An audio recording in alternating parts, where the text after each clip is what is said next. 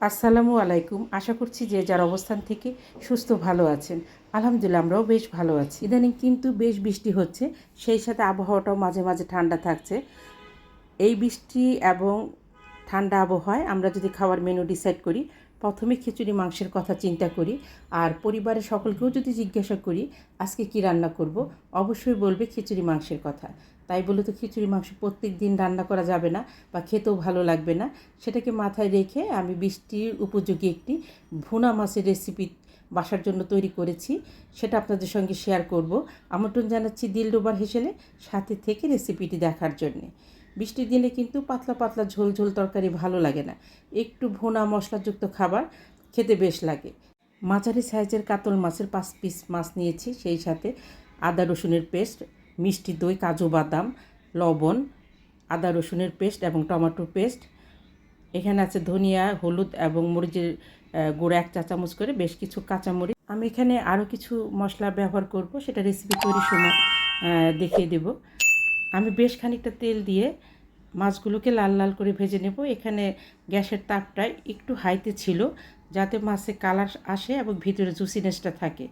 এটা অনেকক্ষণ ধরে ভাজবো না, 2 সাইডে কালারটা করে আমি নামিয়ে নেব। আর আমি এখানে 7-8টার মতো কাজু বেটে নিয়েছি। আপনাদের কাছে কাজু বাদাম না থাকলে ব্যবহার নাও করতে পারেন। কাজুটা দিলে একটু ক্রিমি ভাব আসে তরকারিতে। আমি টক দই ব্যবহার না করে মিষ্টি দইটা ব্যবহার করেছি।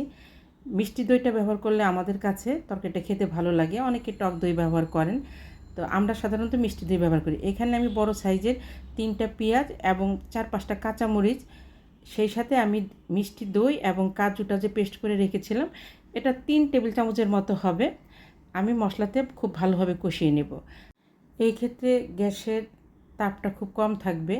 আমি 1 চা চামচ আদা রসুনের পেস্ট এবং 1 চা চামচের মতো টমেটোর পেস্ট দিয়ে আমি মশলাটাকে খুব ভালোভাবে কষিয়ে নেব।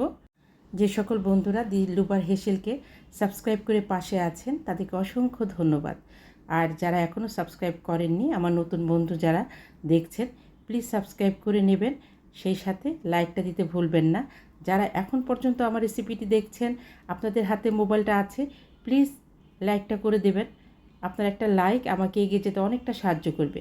এটা হয়তো আপনারা ভুলবশত করেন না, আমি মনে করিয়ে দিচ্ছি, প্লিজ লাইকটা করে দিবেন। আর নতুন বন্ধুরা অবশ্যই নতুন ভিডিও এবং কমিউনিটিতে নক করবেন, যাতে আমার আপনাদের খুঁজে পেতে কষ্ট না হয় এবং আমি দ্রুত আপনাদেরকে ব্যাক দিতে পারি।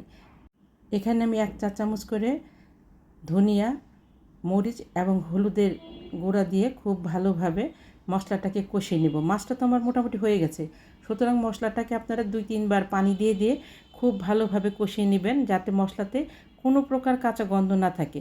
দেখেন মশলাটা কী সুন্দর একটা ক্রিমি ভাব এসেছে, মনে হচ্ছে যেটা কোনো রোস্টের মশলা। মশলাটাকে খুব এইভাবে ভালো করে কষিয়ে নেবেন। বৃষ্টির দিনে এইভাবে ভুনা ভুনা তরকারি খেতে কিন্তু বেশ ভালো লাগে। আমি এখানে গরম পানি দিয়ে ঝোলটা যখন ফুটে উঠবে, সেই মুহূর্তে আমি মাছগুলো দিয়ে দিব এবং মাছগুলো দেওয়ার পরে আমি এটা খুব বেশিক্ষণ রান্না করব না। যতটুকু পানি আছে এই পানিতেই মাছটাকে মোটামুটি একটু সেদ্ধ করব আর গ্রেভিটা রাখবো। আমি এখানে ঢেকে রাখবো 5 মিনিটের মতো।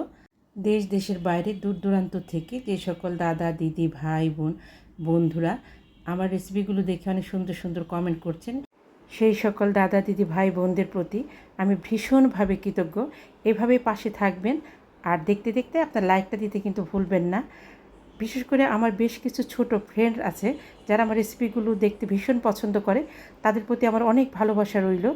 রান্নার শেষের দিকে 1 মুঠো বেরেস্তা আমি হাত দিয়ে ভেঙে দেব। সেই সাথে আমার করে রাখা গরম মশলার গুঁড়া খুব সামান্য ছড়িয়ে দেব।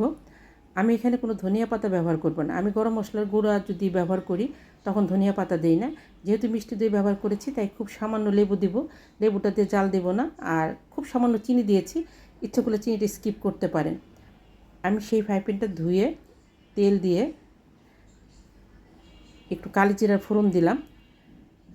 কালিজিরাটাকে পুড়ে ফেলবো না, কিছুটা গরম হলেই আমি 1 মুঠো পেঁয়াজ, একটু রসুন, প্রায় 10টার মতো কাঁচামরিচ চিড়ে একটু নেড়ে চেড়ে আমি আলু এবং কাঁকরোল ভাজবো। এই আলু আর কাঁকরোলের মাঝে আমি খুব সামান্য আদা রসুন বাটা দিয়েছি, খুবই সামান্য, আধা চা চামচের মতো হবে। এটা দিয়ে খুব ভালোভাবে নেড়ে চেড়ে, লবণটা স্বাদ মতো, খুব সামান্য হলুদের গুঁড়া দিয়ে আমি এটা নেড়ে চেড়ে আধা চা চামচের মতো জিরার গুঁড়া দিয়ে ঢেকে ঢেকে রান্না করে নেব। আর কাঁকরোলের গায়ে যখন তেল লেগে থাকবে সেই মুহূর্তে নামিয়ে নেব। আধা চা চামচ চিনি দেবো, এটি স্কিপ করতে পারেন। এখন কাঁকরোলের সিজন, এভাবে বানিয়ে খাবেন, ভীষণ ভালো লাগে। সাথে চিংড়ি মাছ যোগ করলে আরও ভালো লাগবে। আমি গার্নিশের জন্য বেশ কিছুটা পেঁয়াজের বেরেস্তা উপর থেকে ছিটিয়ে দিচ্ছি। কোনো কিছু খাবার আগে যদি দেখতে ভালো লাগে, সেটা খাওয়ার ইচ্ছাটা অনেক গুণে আরও বাড়িয়ে দেয়। এই ছিল আমার মতো করে রান্না করা কাতল মাছের কালিয়া। এটা সাদা ভাত, পোলাও এবং খিচুড়ির সঙ্গে খেতে ভীষণ ভালো লাগে। এই বৃষ্টির দিনে এই রকম ভুনা ভুনা কাতল মাছের কালিয়াটা তৈরি করে খেয়ে দেখবেন, অনেক ভালো লাগবে। বা কোনো গেস্ট আসলে সেক্ষেত্রেও আপনারা এভাবে সার্ভ করতে পারেন। কেমন লাগলো আমার কাতল মাছের কালিয়া রেসিপিটি, সেই সাথে কাঁকরোল ভাজি, অবশ্যই কমেন্ট করে জানাবেন। আজ এই পর্যন্তই। নিজে ভালো থাকবেন, অন্যকে ভালো রাখবেন। আল্লাহ হাফেজ।